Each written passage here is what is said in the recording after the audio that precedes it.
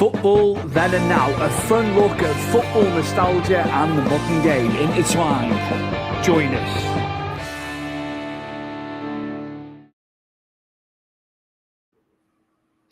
Good evening, this is Football Then and Now. This is Stuart Palmer, and look who is back after 3 months off. It is the co-host and my cousin Christian back on Football Then and Now. And we've got a Premier League weekend preview, Chris. We've selected 3 games, haven't we? Great to have you back.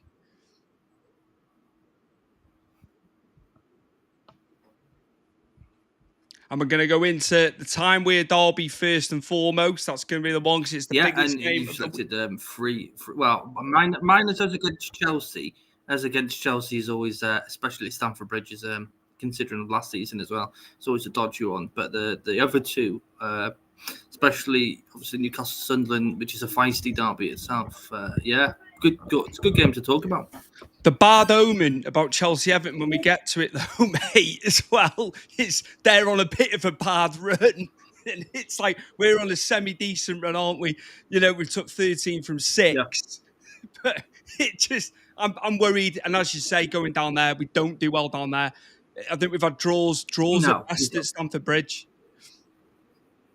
But yeah, and I remember that one time that John Terry scored that goal to equalise it to make it 2-2, and it was completely offside. And somehow, obviously, before VR was in, even though I'd say that Stuart, VR was still giving it, and he was completely offside anyway. So we will get to that. I'm going to obviously open with Sunderland, Newcastle, of course. Sunderland have been doing absolutely fantastic. Lost last weekend, of course. Newcastle, a bit iffy, but they are trying to balance Champions League as well. Played Leverkusen last night, got a draw away. They did go 2-1 up, of course. I think Sunderland's going to be tough. I think Sunderland are going to be very tough for him, mate. I think Sunderland have bought fantastically well. And, obviously in summer, Xhaka, obviously we all know Xhaka through all the Arsenal days, but he's a steal in that midfield, and we saw that when we played them. And I think a lot of teams that have gone up and played Sunderland at the Stadium of Light, the Arsenals and the Liverpools, including ourselves, even though I'd say the first half we should have scored more than we obviously we did.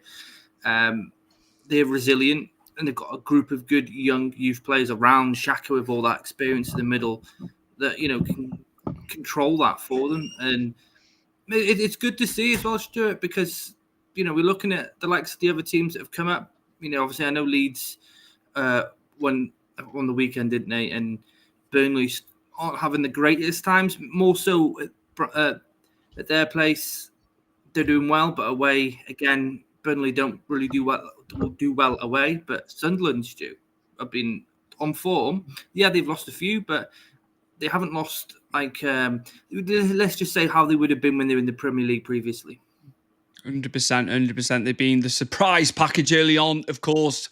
Nobody expected it. We said earlier on in the season, in the summer, of course, when they were signing a lot of these players, they threw quite a bit of money, didn't they? They did throw quite a bit of money at it.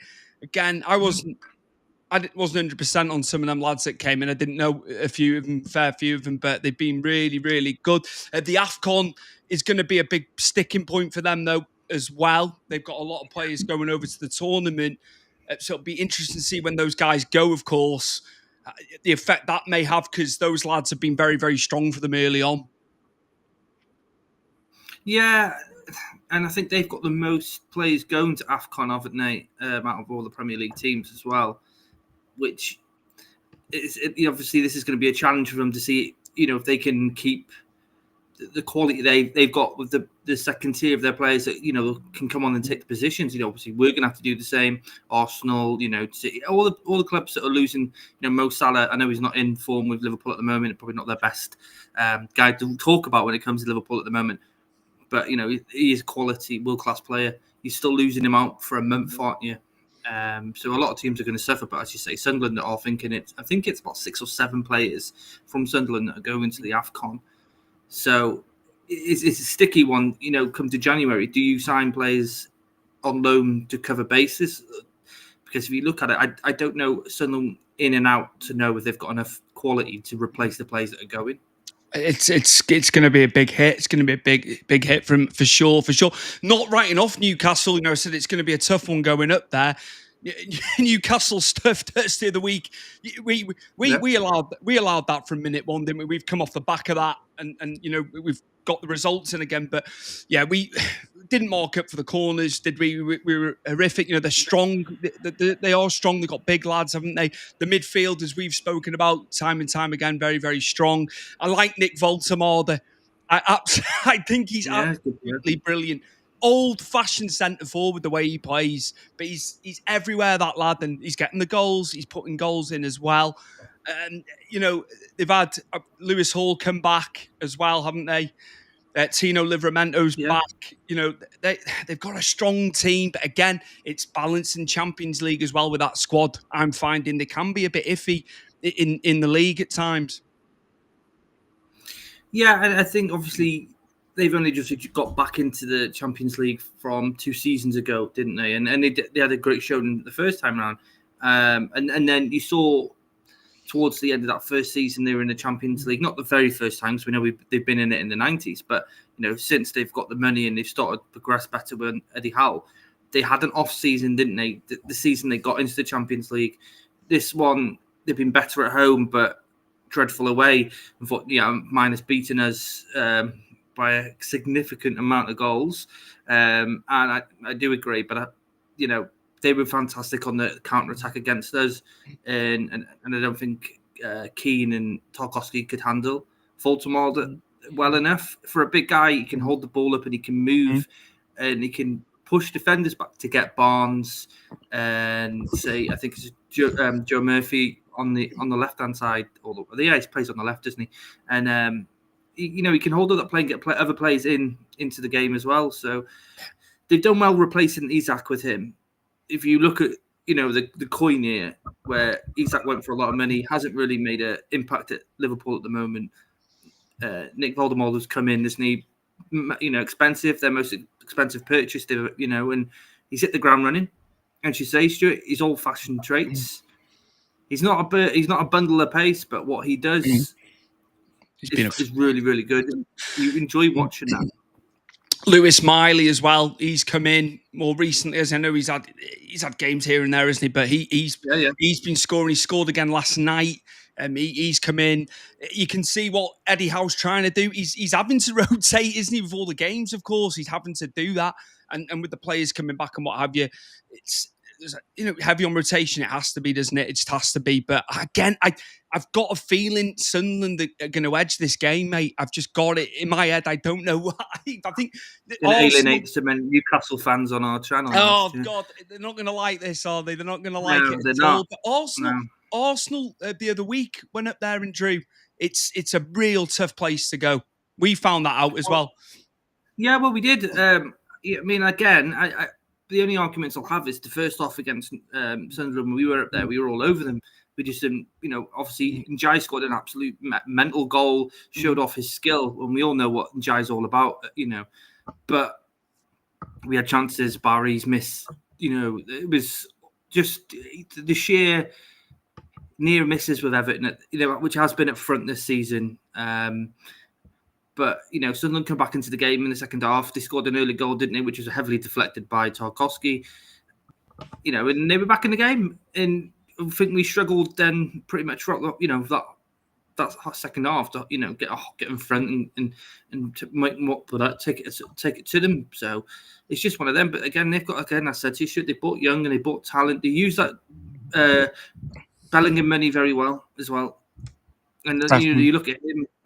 He's gone to Dortmund, and all I hear about is him complaining he's not getting in the team, which is surprising me. He made that move to Dortmund and didn't try his chance in the Premier League, for at least one season. Yeah. See how he went. Definitely. Yeah, I agree.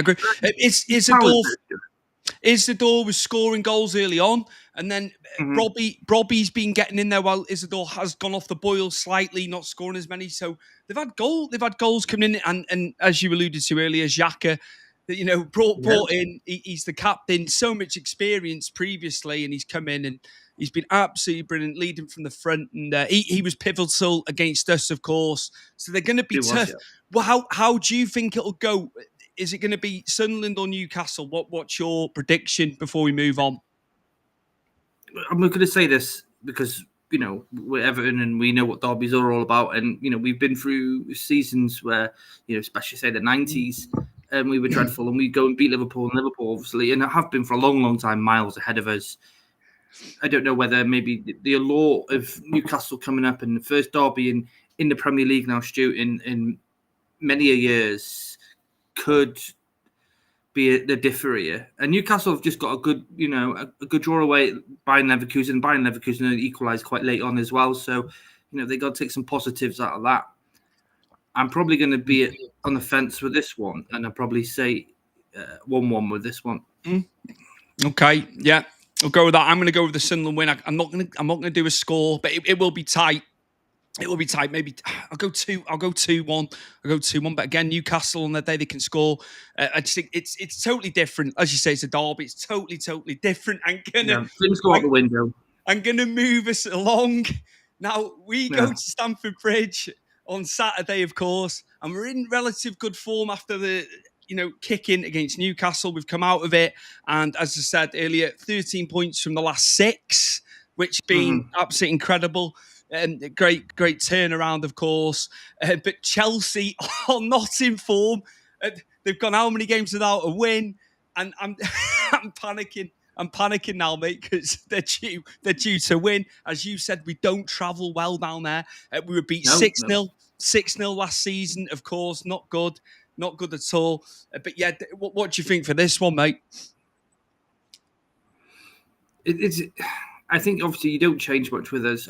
I know, again, we are a makeshift still with certain players we're missing. And the players have stepped up. I mean, I'm having a chance to speak to you, obviously, because I've been away for 3 months about, how we've been. Been very impressed with Michael Keane, considering the guy was, about to leave us in the summer. He signed a 1-year contract just to be, the cover for Brantford. Brantford obviously hasn't been able to kick a ball this season so far. And him and Tarkowski have been, they have had their moments, don't get me wrong, but they've been very solid. The right-back situations is still where we are getting caught out quite vigorously in games. Jake O'Brien isn't a right-back. We know that. He's a centre defender. And you look at Chelsea and then you look what their wingers can do against someone who's not a right winger. It does worry me. They're not going to beat him if the ball's up in the air, no, of course. But they've got pace, they've got skill. And you look at players when O'Brien's against a very heavily skill-based speedster on the wing, he does struggle. I think we'll be okay in the midfield. I think Dewsbury Hall and Garner were really, really good against Forest. Surprisingly, it did show me that there could be life after Idrissa Gueye with them two in the midfield. In the centre, I like Charlie being at number 10 role. He carries the ball really well. The thing is with that is it's like if we're going to have chances, shoot, we've seen enough of this season is we don't take our chances. And we do make a lot more than we have done for a long time because we've got the quality, but we don't put them away. I know Barry's scored on the weekend and, all of us were chuffed, but it's not enough, is it? As much as I was happy for him and I'm glad he got happy he got off the mark, but we need better in him to be putting in, the ball in the back of the net more than once. And obviously they both scored once this season, and it's not good enough. And we know Grealish isn't really a natural goal scorer; he's a creator. And Jai, again, yeah, he does, but people are starting to sort of occupy him a bit more. I don't know if you must have noticed in the last couple of games. Definitely. He hasn't been as busy. But then again, we're losing him to AFCON. But then I feel like Tyler Diblin, that should be time for Tyler Diblin to sort of show off his. I did on the grapevine just talking about Diblin. I did from lad in work. He's heard about it. Homesick Tyler Diblin apparently. So much so that the family had been moved up this end up northwest. Because I was saying, what about game time for him? Leading up to this, because when we lose in Jai, he needs game time. Yeah. Anyway, lad in work was saying he's heard that there's been homesickness on his end, but Everton as a club, supporting him and all that, because it might make us understand why he's only had like 70 odd minutes of football. Well, it doesn't help when you've got Grealish and Ndiaye in form, and they're both occupying both left and right wing. I'm not sure why Dwight McNeil's been getting game time. I know he was one of our best players for the last couple of seasons, but this season he just doesn't seem. You know what I mean? When he comes on, I know he has like a not really an expression in his face, as he is quite, but he hasn't.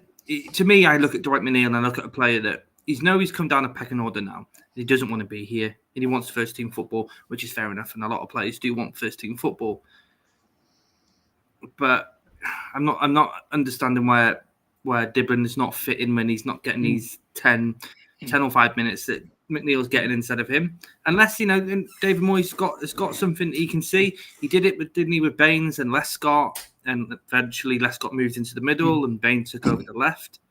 We did it with Seamus and he did it with Seamus and Hibbert, didn't he? And eventually Seamus took over. You know what I mean? I do trust David Moyes in that sense. He's not been always fantastic when it comes to youth players. He has given them chances. So it's one of them where I think he'll get his time. And, he's a young lad, and I can understand why he'd be homesick. Mm. He's lived down south all his life. He's not lived up north. It's a completely different kettle of fish, isn't it? I'd not heard anything on that, you see, but it kind of makes sense. I don't know whether it was a podcast he's listened to within the club or whatever, or something somewhere. Because it was unbeknownst to me that there was a problem, but it would make sense in a way. But as you say, I think you've got to get him on at some point, and you've got to get him on for a bit longer, because when we lose, the man to Senegal, we've got to have him getting in and firing, haven't we? Can't have McNeil replacing Ndiaye. I'm sorry, but you're not happy about this. No, but he's not. But the thing is, he's not. He's heavily left-footed. Yeah. It doesn't work, and you know what I mean. That Tyler Dibblin was bought for that. Yeah, to serve that purpose. Eventually, yeah, but he was. We know that the score that eventually he'll move into the middle. That's the plan. That's from what I've heard. Is they see him eventually moving into the 10 in central position, which is great. But we need to see something. We need to see him getting minutes and progressing with the team, because at the moment we've seen him in drips and drabs. Awful run, showings in the Carabao Cup against Wolves, which is not his fault. You can't buy a frigging win. No. But they did against us on that night. But, against Chelsea, going back now to this weekend, history will tell you that when we go to Stamford Bridge, or actually if we go to London, really, in general, we shit the bed. There's only a few handful of games I think I can see that we've gone away and we've won, and Stamford Bridge hasn't been one of them since I think the 90s, Stu, when we beat Chelsea. We've been close again. I spoke about it at the beginning of the show when John Terry scored that farty back Ely off his arse goal that went in when he was completely offside, and we were in control of that game. I think it was Funes Mori, and then Morales did that really good volley on the turn in the box. When Morales was, on fire, when he wasn't kicking up a fuss.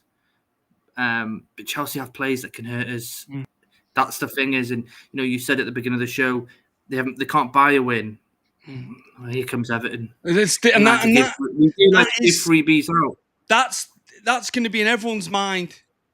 Of course it is, because definitely, and Palmer's slowly coming back, and my worry is he's gonna start firing on Saturday. I hope that doesn't happen, and he's come back off the injuries and what have you. But I'm hoping we can get a point down there at the very least. But I'm worried, mate. I'm worried, but we've had good results leading into these games with Chelsea and Arsenal, haven't we, as well? Yeah, absolutely. There's confidence there within the team. And Chelsea, as you say, they can't buy a win, but they have players. Estevo, I've said to you, Stuart, for a good couple of years about him. And obviously seen him in the Prem, and you can see what the quality he's got. And again, he's another young player. I think that's got such a high ceiling that he'll surpass Chelsea at some point. I can see it. Pedro Neto is coming into form now, hasn't he? He didn't really hit the ground running last season, but you can see he's scoring goals. Chelsea's midfield is is jam-packed full of class players. Defence, I think Chelsea you can get at, and I still don't think they're very comfortable with the goalkeepers. As much as Sanchez, he's not a bad goalkeeper. He was always solid for Wigan. I think it was when he was at Wigan. No, it wasn't Wigan. Brighton. Brighton, Sanchez. Yeah. And he was a solid goalkeeper then. So, I do rate him. He's a good goalkeeper. But he's not the levels where Chelsea want to be. Chelsea fan who I know, he just goes mad that Esteval's not playing enough, just to go to your point there. Because he says when he starts running at you with the ball, and he said, he's young, but he's in the camp that he has to be starting more games because he's been in and out. He's been a little bit in and out, with Maresca. Yeah. So he basically reiterating what you're saying about the talent of that lad. Well, they've got Gittins as well, and I think Gittins is a talented player. He was really, really good for Dortmund, for a number of years in the Bundesliga. Pace, we can. This is what again he's someone that if you put up against O'Brien, unless O'Brien can stick to these type of players and make it difficult for them. If they're in one-on-one situation with O'Brien, he's gonna lose that because he's not got that kind of pace. He's fast. Don't get me wrong, O'Brien, but he's not rapid. Mykolenko, I think Mykolenko normally actually does quite well with players that have got a bit of pace, and he does literally sit on them in most games. The only thing is when they get past him, he does struggle. But then I look at the front line. Who's up front at the moment for Chelsea? Is it João Pedro, or is João Pedro injured? He's fit, but obviously again, what's his face is out again, isn't he? Delap's injured again. He's been out. He's been out so much for him. But João Pedro has been the man there, isn't he? He's had to be. But I think with Palmer, prior to Palmer getting injured, them two were linking up very well. There was goals, wasn't there? And them two together, that's my worry there. But Liam Delap just can't keep fit, can he? Which is unfortunate. He's just having one of those seasons. I suppose like Jared Branthwaite's having one of those seasons at the moment where they just can't catch a break. Again, I look at Liam Delap, and did he go to Chelsea? Was that the right decision?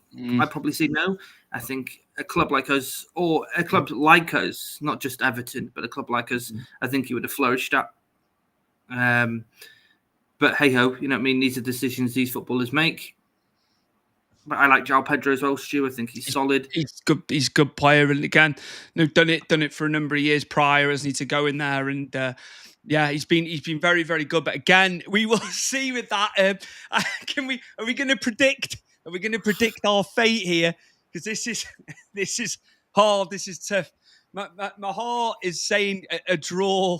A draw. My head thinks we're going to get beat, mate. And I hate to be like this because I want us to win every single game that we go into. Yeah, but you know what?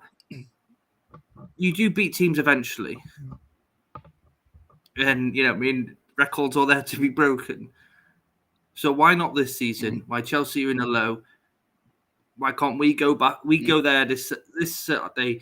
Barry scored his first goal, and I'll go 2-1 Everton. There you go. You've been bolder than me. You've been bolder than me, and I like it. Why not? We can't always lose at Chelsea. There's going to be a point in this. We got to beat them eventually. We got our third ever win in the Premier League at Old Trafford recently, mate. Away, we went to Bournemouth. Bournemouth, as bad as the form has been, they hadn't lost at home until we went down there and won. So we might be a tougher commodity on the road, even with the 3-0 win at home last week. At the moment, I'd say. But I think we're playing a much better away, Stuart, under David Moyes than we have done for a long, long time. I think we'll fare better in this game than we will when Arsenal come to our place. I've got to be honest. When I was looking at the two fixtures, I was like, you'd be looking at Chelsea and thinking we can get something. Arsenal, it's the home fans behind this, but they've been brilliant, haven't they? Yeah, and at the end of the day, we're still learning. Hill Dickinson, I hate saying the name, but it is what it is, and it's the stadium's name. But we're still, everyone's still getting used to it. The players are still getting used to it. At the end of the day, we have gone and won games there. We've lost 2, which against 2 big teams, and it is one of them. But we're still getting used to the stadium. What people don't realise is, this is the first season there, and we've only, everyone's still, including us, going to watch it, and we're still getting used to it. It's not like Goodison Park. it's not, the fear factor is not there as such yet. And it'll come. It'll come. Of course, it'll come. But yeah, I'm confident. And I think, it's about time we went and beat Chelsea. So yeah, that's what I'm going to go with. I'm going to go with 1-1, mate. I'm going to go 1-1. But I hope we can go down there and get the win. Keep this going. Keep this momentum going. Keep pushing in these European places, mate. Because why not? A lot of, we were getting predicted.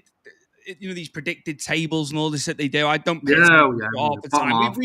We put all the stats in. We put the Opta in. You're going to finish 14th. Then I saw 12. I thought, oh yeah, 12 maybe. Now, because of where we are, it's like, why not push for Europa? Or I'd even but what have you got to lose? I'd even take the Conference League, Chris. Just to get us back. I'd take any European competition. Yeah, definitely. I'd just take finishing in the top half, if I'm honest with you. Considering what we've had to go through the last couple of years, anything from 9th and anything else above that's a bonus. Absolutely. And we've got fight in this team, and yeah, it's gonna be a big game out on Saturday. Looking forward to it. Just to get to the last bit now, Palace versus City. Second playing fourth, of course. City have been getting back into that form again. They'd lost 4 games, hadn't they? It looked like the league was gone maybe a couple of months ago. They'd had a really bad time of it, and they've seemed to have come out of it. Arsenal have dropped points, so they're back. City are back in the hunt, aren't they? For the title. But Palace are going great too. They're playing this evening in Europe, of course. But they're in fourth, so they're still managing to balance Europe and the league, aren't they? So this is going to be one hell of a game at Selhurst Park. And it's hard to think, really, because when you look at Palace and who they've lost, Zaha went, Elise went, Eze gone in the summer, and you did think, and then they didn't buy till quite late in the summer window as well, and you did worry for them because those 3 players. I know Mateta's been a talisman for them, but he hits and misses for me. I think he scores really good goals, like the harder goals. But when it comes to like the easy ones, the one-on-ones, you do see him miss. But I thought they were going to struggle after losing Eze. Because, again, he's a talisman like Elise was and Zaha was. But they bought quiet and they bought well. And they've kept going, and you've got to give them hats off with that. Like, I like Adam Wharton. I think he's a class player, and I think, again, he's another player I see a massive ceiling on him. And whether they get to keep him, if he goes to the World Cup and, when he starts, which, in form terms, you'd say, yes, he should start. They'll be struggling to hold on to him next, which I do hope they do. They just got quality all round. And City and Palace, Palace have always had a sort of, every time they played City, they seem to sort of raise the game. I know a lot of teams, when they play the bigger teams, they raise the game, but Palace seem to always have one on City, don't they? If you look over the years, Palace have pushed City harder than most teams have, and have come away with points as well. But as you say with Man City, is the door's open now. After, obviously Villa and Buendia scored that goal, and I'm sure Brady must have been punching walls or something on Saturday afternoon when that went in. And, good for them because Villa were fantastic in that game. City, obviously, on that run now, Stu, and I think people get the team's obviously not lost as many players. There's no, they haven't got the Rodri injuries, which they have struggled with last season without him. And defensively, they were a bit all over the place, weren't they? This season, at the beginning, was a bit ropey. But yeah, it seems that they're on track now. And they see that door open that Arsenal have left. And you can only see Pep Guardiola's, looking at that. We're going straight for it now. The door's open. We're only 3 points behind them. Yeah, we have to keep winning. It's always been the long game with him. Even when they've had like a few iffy, games or what have you, he's always seemed to. They don't switch off, do they? And they're looking at it longer. It's always like short term. They've had like 3 or 4 losses. Now he knows it inside out and backwards, doesn't he? He absolutely does. And I've been impressed. You know, the lads that have come in. You know, they've had a lot of changes, haven't they? The new signings coming in, Cherky. You know, I think he could be a fantastic player for him. You're seeing little bits, little glimmers of him. So they've had a lot of change as well in that team, haven't they? I like Nico O'Reilly. I'm big on him. I think he's fantastic. Yeah, he's a good player. But again, last night, mate, they've gone away to Madrid and they've won 2-1. Great result. Madrid were pinging shots from all sorts of angles last night. I was thinking one of these is going to go in. They had the barrage at one point, but they held firm. City, and great win for them last night. But again, Palace. Yeah. Palace at Selhurst Park as well, mate. It won't be easy, as you were saying. And I mean, we've been fortunate to go to Palace and not lose in the last couple, where we used to go to Palace and not get anything. But they are solid at home. Then they've got a good support for such a small ground as well. But there's history there with them, isn't it? They've gone through so much turmoil over the years until where they are now, where they are a solid team. They're playing in Europe, and they won the FA Cup. They won the Charity Shield, so they've got a lot to shout about. I'm not sure if we do have Palace fans watching us. This whole Henderson and Pickford, who's the better goalkeeper and who should start in England number one. You all have to clear heads here and say Pickford is better than Henderson, no matter if Henderson's won a trophy or not. Just want to put that out there. I'd say again, but I do like Dean. But Daniel Munoz, he's been absolutely brilliant. We've spoken about him on this show before. Yeah. He's a fantastic player. For City, though, Foden, oh my days, he seems to have got back into his old form because he'd gone missing. He'd gone missing for a while, hadn't he? He really had. But he's been prolific recently, hasn't he? It's like the Foden of old. So many key battles in this game. And, Mark Gay is still there. But for how much longer? But he's been Mr. Consistent. Yeah.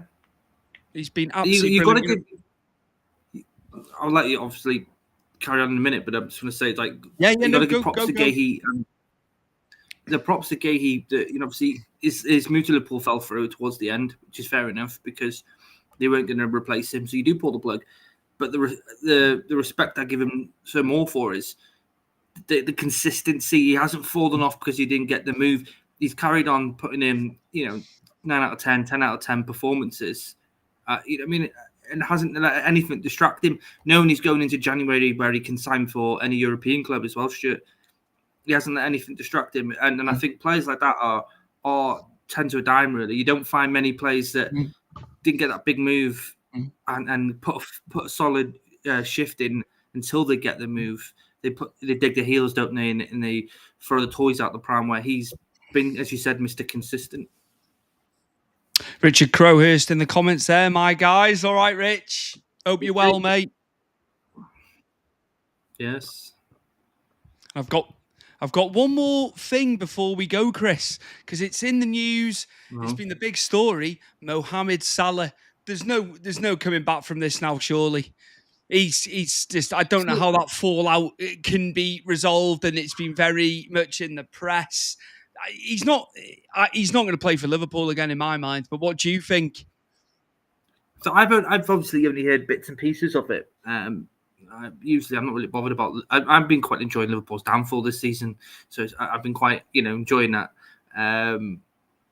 But I feel like he was ready to go a few seasons ago, wasn't he? And I was speaking to Gav, who's a massive Liverpool fan, who's one of my mates, and he's like what you just said then. No, can't come back now. Can't come back. And I'm like, what about everything he's done? And he's like, it doesn't matter. He hasn't played well for the last 12 months.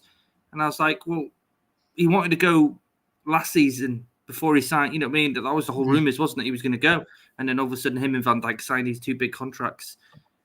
And I'm thinking, was he forced into that contract? Did he really want to sign that contract?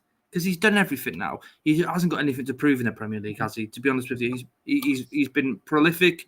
He's been outstanding. There isn't many players in the last 10 years you can mark the Premier League standard now next to him. But then if you've fallen out with the manager and you've had, you've had enough. I suppose, what do you do? And if is Mohamed Salah going to be the only player that comes out and says something against Arne Slot? Because they don't look happy, do they? You know, the changes, and it doesn't seem right at Liverpool at the moment. Yes, I know they went in midweek in the Champions League, didn't they, against Inter away? But in the Premier League, they haven't looked. They haven't gelled, have they? It's the amount of goals that were going in at Anfield of all places. Because no matter how bad it's been over the years when they've had the struggles and that, and not been where they, felt they should have been, they were never getting beaten 3 or 4. The PSV loss, I just thought, oh my days, they just totally capitulated, and then they lost to Forest, didn't they? It's all 3-0. It was the amount of goals that were going in them games, but. Take the PSV game out of it, I think there'll be less pressure in the Champions League. I think they probably will pick the results up there as they did, in the San Siro. I think it's just tougher in the Premier League. And I just think the depth of the Premier League, and I think they've been found wanting, haven't they? And they've been sussed out. They've been sussed out as well. And he still doesn't know his best 11, I don't think. He's been tinkering with things, hasn't he? He's been changing things. And they spent all that money in the summer, Chris. This is what a lot of the fans are saying, aren't they? We spent a lot of money, by our standards, and it's not paying off early on, is it? It's not been instant for them. I just think he doesn't know his best starting 11. I think that's been his Achilles heel, in my opinion. Question to you. Yeah. Would this have happened if Klopp was still in management? I've been thinking about this. I've been asked about this from a Liverpool fan, being an outsider. Exactly what you asked me last week, I think it was. And I said it wouldn't have happened in the Klopp because he wouldn't have allowed it to happen. They might have had like one iffy result maybe in amongst all this, not the amount of losses they've had. No way. It just wouldn't have occurred, just the way he manages the team and how he plays it. And I think Slot's been found wanting maybe. He inherited that team last year, so it was kind of set up for success. They've signed new people. I mean, maybe that's the case where it was. He's come in, he's had that season bounce, hasn't he, off the back of Klopp going, and now it was like he's got to put his ideals in and stuff like that, and get his players in and the ones he wants.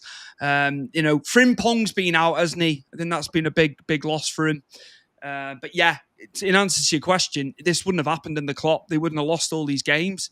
They wouldn't have been on bad run as they've been on, and they certainly wouldn't have conceded all them goals at Anfield, in my opinion. Yeah, and I feel like when I totally agree with you. I think the team was more together, weren't they? And I don't know. When one of my mates said to me that he didn't think that Wirtz and Isak was slot signings, that he didn't want them. That's come from, above. Which, they might have more insight than we do in the feelings of the signings they made this season. He was saying to me that they're looking at Semenyo in January. Would Semenyo want to go there? I know he's got a 60 million release clause, but, do you want to go there at the moment? And if he does go there, what does that do to Isak and Etitike? And you just you're doing a Chelsea in some way, aren't you? Just stockpiling players in one position. I don't know. It's a difficult one going back to Mo Salah. I think I don't like the whole burning of his shirt. I know they did this with Gerrard when he was potentially going to Chelsea, and I know that our lovely neighbours can be a bit cuckoo sometimes over certain things, and then if you did it, they'll start laughing at you. I do quite enjoy the devastating things at the moment, because for some time we've seen all this. It's nice that we're in a good place where we're doing really well and they're doing shit, and I quite enjoy seeing it. It won't live forever. Of course it won't live forever, because Liverpool are a massive, massive club. But at this moment in time, I'm actually enjoying the disarray. And one of their top stars, one of their best players that has been for probably the last decade, doesn't want to be there anymore. And I'm enjoying it. It's like eating cake in it and just enjoying what's going around. Or that meme of Michael Jackson eating popcorn in the cinema. Oh God, yeah, the old thriller. I'll eat that all day long. But is there a way back for Salah? Of course there's a way back. Look at all the players over the times that have done stupid shit. Carlos Tevez when he's at Man City. went off and played golf for how many months, and then come back and, was firing all cylinders. I just don't understand why, you a player like that who's done so much for the club. He has made silly comments, yes, but then we don't know what's gone behind the scenes between him and Slot and the coaching staff at Liverpool for him to feel the way he does. You've got to let bygones be bygones, because he's done so much for your club. Because if you look back and you take away what he did for Liverpool, I feel like you're looking at a lot of stuff they would have missed out if they didn't have Salah. 100%. That's my 10 pence on it. Anyway. No. It's valid. It's valid. It's can they come back round and sort it out, and he's back in the team? You got to look at it from both sides of the coin here, because it could very well happen, couldn't it? They could sort it. It's just so much has been said. I find it hard to see it getting sorted, but it could be Saudi, couldn't it? It could be Saudi, the big move, and they can make money on him, can't they? Yeah. Still, because he signed that contract, of course. So they can still make money, even with him at his age. They can still pull the money, and it'll be interesting to see. Chris, it's my fault because I moved us along. We didn't do predictions for Palace City. So just before we go, just your prediction for Palace City, mate. I'm going to go 2-1 City, and no slight on Palace, because I think Palace have been fantastic for the last season and this season. They've kept going and kept that momentum going. I just think City have got those wheels burning now, Stu. You know what City are like when those wheels are burning and they get going? Oh, they're untouchable. And I feel like, obviously, with Arsenal losing last week, the doors are open now, and they have to get and catch up with Arsenal. Otherwise, Arsenal, I don't take it lightly, they lost against Villa, because I still think they'll come back and win this weekend themselves. They're a solid team, and Mikel Arteta's done a fantastic job there. I just think City, once they get going, they'll chase now, and this is where can Arsenal keep the momentum going, because last time this happened, they buckled, didn't they? And City won it. Christmas is going to be mad, and it's good. It's good having a title race, of course. I'm thinking 3-1 City. I'm just thinking the amount of goals they're scoring. I think with Foden, I think Foden's getting back to his best. I really, really do. Haaland, just the whole team. I like that Reinders as well. I really do. And Doku out wide, it's just been incredible for him. Just when he starts running, I was watching him last night. It's just panic stations when he's coming at you. So they've got. They've got a strong team, as we know, and he's got players that can come in as well. Of course, he's got depth, hasn't he? He really has. Notwithstanding, though, Arsenal have got depth. Arsenal have got depth in their squad as well now, which they probably didn't have previously, and they've been doing it without Gabriel and Saliba at the back, haven't they? Yeah, and it did show last against Villa on the weekend. Yes, you could see that they missed them terribly, because I don't think they would have conceded the goals they did if them two were playing. But you got to look at the whole all round. I love Eze, Saka, and I liked all that. And when they signed Eze, and we spoke about Eze potentially going to Arsenal at the beginning of the summer, it's going to be a good, towards the end, from now to the end of the season. There's just going to be so many twists and turns. I still think it'll just be City and Arsenal. They're going to be head to head all the way now. Yeah, definitely. It's going to be a race this year for sure. Definitely.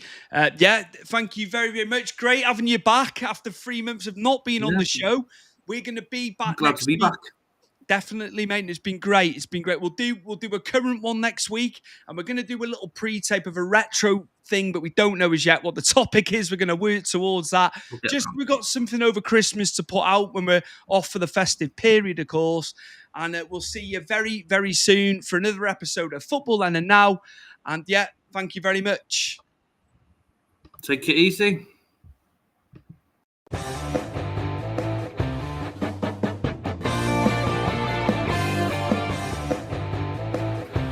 Football Then and Now, a fun